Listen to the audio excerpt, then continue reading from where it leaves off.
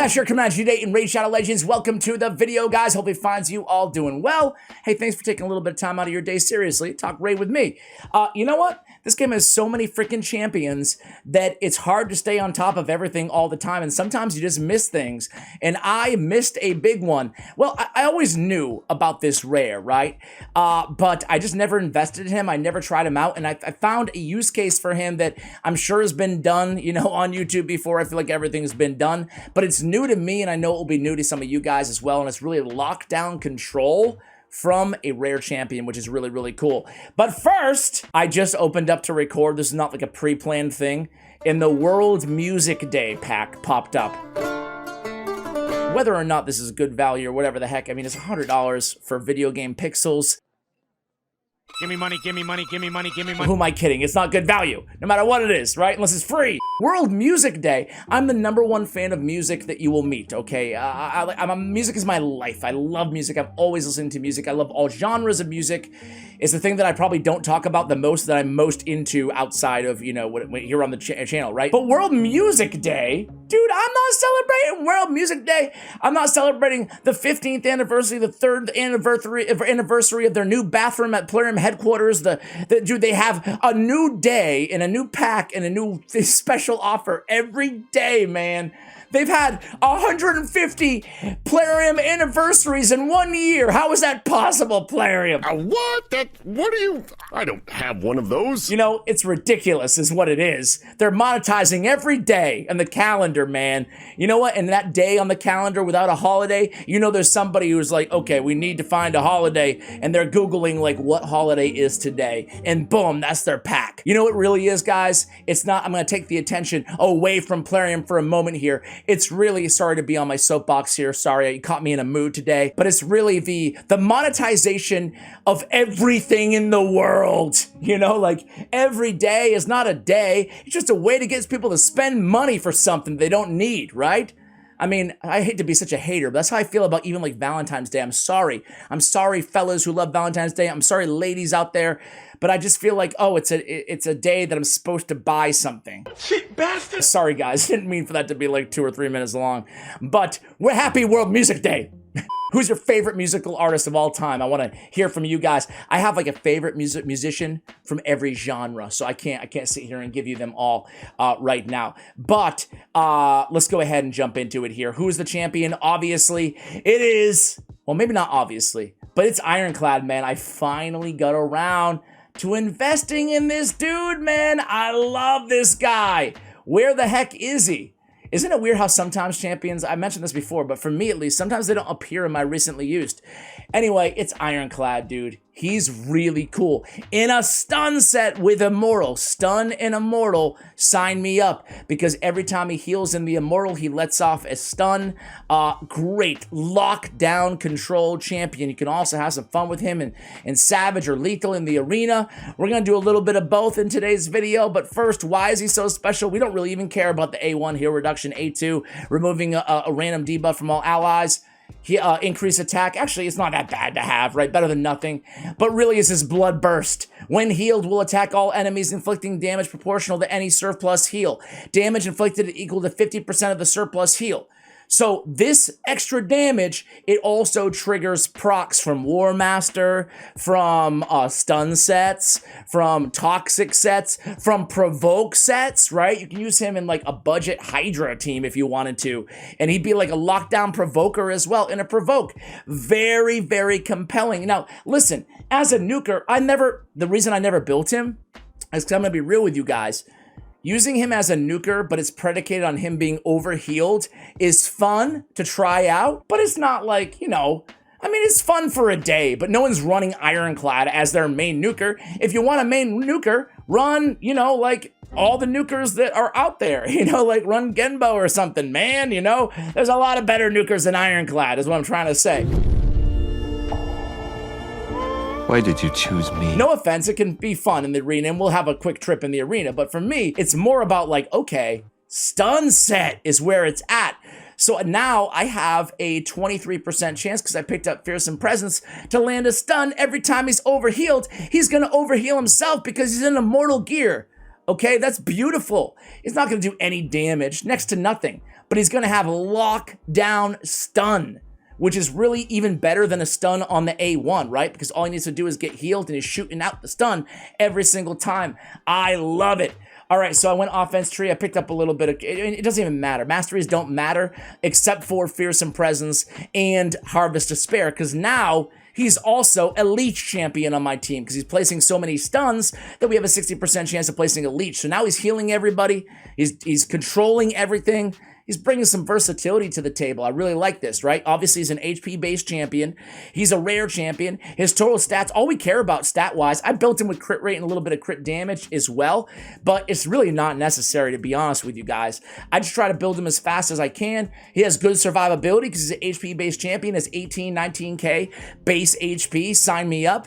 So he's easy to build. We don't need any accuracy. Keep in mind, accuracy from sets does not require, or excuse me, sets proccing does not require accuracy. So super easy. Nothing to really show here in terms of, yeah, man, this is great, you know? All right, so let me try him out really quickly in the arena. I want a big, beefy heal on this champion to do more damage. But on the Immortal set, but the Immortal set is going to act as that kind of trigger for the stuns inside PvE content, which I'll show you in a moment. There's an area where I actually use this champion in the game, right? Which is really cool. I'm going to go in as an easier team because I don't know how this is going to go. I was trying, you know what, guys? Side note, I really made a big deal about Supreme Aethel probably being underrated, excuse me, when I pulled her in my last Void Legendary video, in case you missed that shard opening. Spoiler alert, I get Supreme Aethel. Yeah, she's kind of underwhelming when I actually built her and used her. It's kind of a bummer. Even though a lot of you guys in the comments there were like, yeah, I like her. I like her. I don't really like her that much. I wish they would buff all the Supremes, maybe with the exception of Supreme Galek. It's like there's rock bottom, 50 feet of crap, then me. They're supposed to be like really good. They're starting champions. There should be like the Void Legendary version of starters should be like really, really good. No? Shouldn't be disappointed when you pull one of those. Anyway, we have Kaimar with the setup. And if he gets turned into a sheep immediately. Fantastic. We have Madame Seri coming in with the debuffs. And here we go. Oh, he just went in with the Bloodburst already. Okay. Are we going to get... Okay, so this is the problem here. This is the problem. You don't really want him in Immortal for the arena. I want to redo. You don't want him in Immortal for the arena because he's going to trigger his own, right? The idea here is you can't get him healed through anything other than... I forgot. I didn't even see what made him... What got him healed there. But you need the big heal to heal him, right? So let's try this again. Let's try this again. I didn't even notice what healed him. Was it his own? Did he get a turn there? I don't know. Either way, it wasn't Marichka. She's the healer that we want here. So we're going to go in. We are going to debuff. Okay. Oh, I know what it was. I know what it was. I have all the healing masteries on him too. So I have, on the masteries, I meant to point this out, I have Rejuvenation and Shadow Heal. So when the enemy team gets healed, he gets healed, thus ejecting the AoE immediately. All right, here we go. Now we have the debuffs. Now we're going to heal him with the big girl heal, 40% of this champion's max HP. Boom! Anxiety, filling up every space, no privacy. You don't even see it. There's no animation. It makes it almost a little bit more dramatic when you don't see any animations, huh? Just like all of a sudden everybody's dead. So as I said, you can have some fun, but I have to be real with you guys too. I mean, in this build, it doesn't even require him to be fast. Really, it doesn't require him to do anything, you know? Let's do one more. Let's do one more arena battle. It's kind of fun, but I can't do this one because if Syl goes before, I'll get the Shadow Heal and I'll trigger it, right? So I would not pick up Shadow Heal, guys. Same thing with Elva, right? Now, Elva, Syl the Drake, Siphi, those passive healers will trigger it, obviously. And if we have Shadow Heal up, well, it's going to trigger on our team too.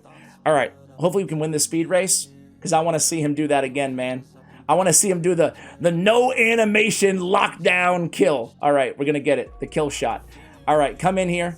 Leo won't die, though. He's unkillable. Here we go. Here we go. You ready? Look fast. You might miss it. And it haunts me somewhere much deeper. I've been feeling weird. Oh, he didn't kill everybody. Shame on him. But he did land 2 stuns. That's pretty cool. Can he kill Kaimar with his A1? Yes, he can. Not too bad. And see that stun? I mean, no big deal, right? A little 23% chance of stun every time he's healed.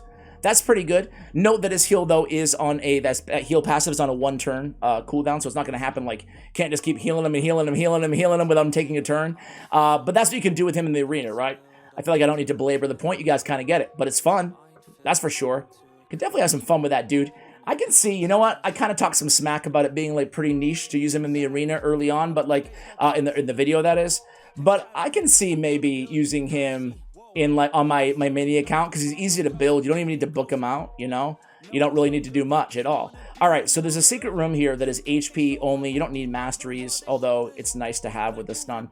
All right, so I have him in this this HP, rare HP champions only. So this is the team that I used to run, right?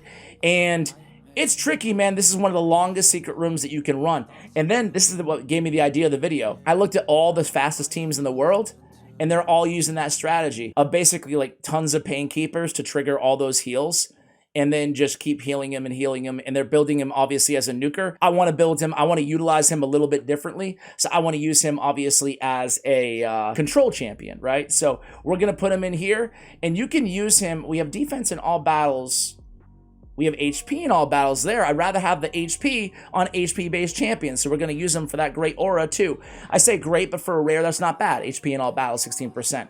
So I'm not going to make you guys watch this entire run. It's one of the longest runs that you can find in all Doom Tower secret rooms because no one does any damage. These are rare HP-based champions only.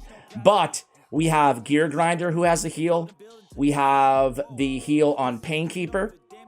And, of course, we have his own heal, if all else fails, in the Immortal, which obviously Immortal and Regen will also trigger his AoE. So we land one stun there, and this is going to be great, man. Like, you know, you could argue that wasn't the best luck there. We could probably have nailed a few more stuns.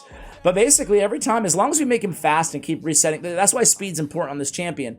We need to reset that cooldown of his passive, so we need him fast, right? And you can see, you know, we're issuing a bunch of stuns, aka 2 so far. So a little bit bad RNG, but you know, he's a lockdown stunner, which is fantastic, and it's going to help us clear this waves. Now, you don't have to use him in this secret room, obviously, but you can use him as an easy-to-build stunner. Again, when I say easy to build, you don't need books, you don't really need masteries, you can just put him in a stun set and have him with a healer on your team, and he's just going to keep stunning the entire time. And again, another stun there on their healer, which is really, really nice on Gear Grinder, the Reviver too. So guys, I'll come back to you guys probably in 15 years when this run is over, but boy, this champion's pretty dang cool. I got nightmares in my head, I fear that the thoughts build up until I can't hear, that my mind fills up into a creature, and it haunts me somewhere much deeper. Guys, just checking into the third wave here. You can see we're landing a few times now, landing stuns on like all of the opponents. It's fantastic here. Lockdown control. Only what, 10 minutes in, a couple more stuns, some provokes on top of it. Sign me up. Be right back.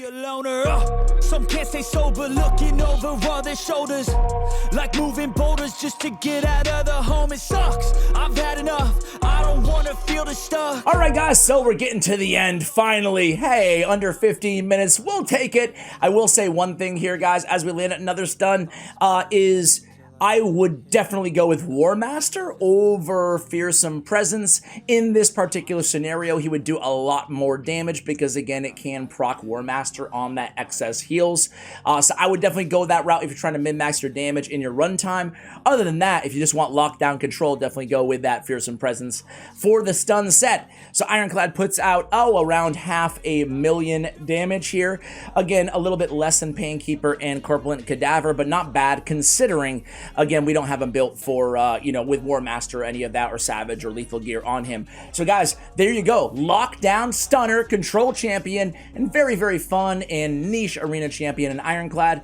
Any other champions like this? Let me know in the comments below if you have a niche champion that you absolutely love. Go ahead and take advantage of them. And with that, guys, thank you for watching, and as always, take care, guys. Oh God, no luck. Everything feels like you're sticky stuck. I'm lost, handcuffed.